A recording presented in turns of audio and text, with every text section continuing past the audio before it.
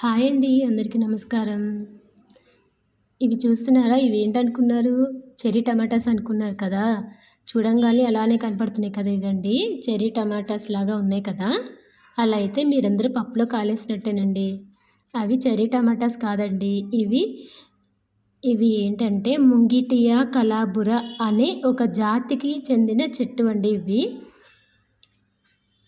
ఇవి ఈ ఫ్రూట్స్ అనేవి మనకి రోడ్డు పక్కన చెట్లు కనపడుతూ ఉంటాయి. పల్లెటూరులో కనపడుతూ ఉంటాయి కదండీ ఇవి ఎక్కువగాను.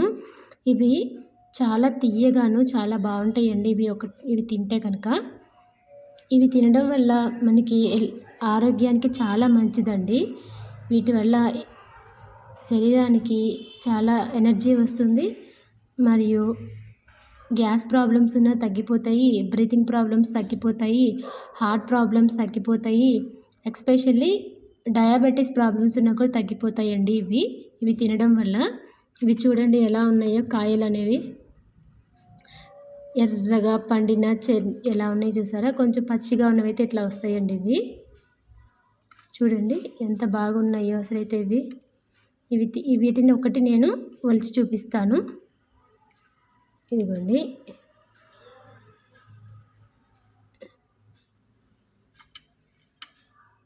ఇట్లా వస్తుందండి. ఒలిస్తే గనక దీంట్లో అంతా మొత్తం సీడ్సే వస్తాయి అవి. చాలా బావుంటాయండి కాయలు తినడం వల్ల.